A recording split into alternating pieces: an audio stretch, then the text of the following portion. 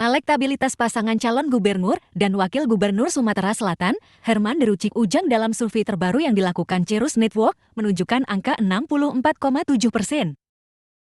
Sementara pesaingnya, pasangan Mawardi Yahya Anita Nuringhati baru mencapai 15,0% dan Ede Santana Putra Rizky Aprilia 10,3%. Sisanya yang mengaku belum memutuskan, masih ragu, dan tidak tahu ada 7,2%, tidak menjawab, atau rahasia 2,4%, dan yang tidak memilih 0,4%. Hal itu diungkapkan CL Cerus Network, Fadli MR, dalam pemaparan hasil survei di Palembang, Minggu 13 Oktober 2024. Survei yang dilakukan Cerus Network ini berlangsung dari tanggal 1 sampai 5 Oktober tahun 2024 dengan mengambil sampel sebanyak 1.200 responden yang tersebar secara proporsional di 120 desa terpilih dari 17 kabupaten kota.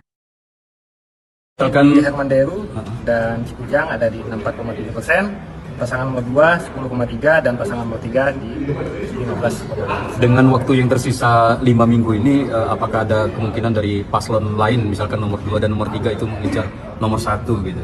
Dengan segala faktor-faktor yang menentukan. Ada kemungkinan, tapi sangat berat, sangat sulit dengan waktu yang hanya 5 minggu.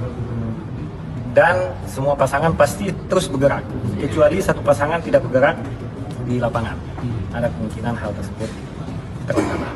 Tapi dengan pasangan nomor 1 bergerak, nomor 2 bergerak, dan timnya nomor 3 bergerak, akan sangat sulit mengejar. Dilakukan sekarang atau dilakukan saat survei, Mas. 1 sampai tanggal 5 kemarin. Ini akan dilakukan secara periodik juga. Ini kan masih ada kita debat, mungkin satu kali survei lagi di awal atau pertengahan November.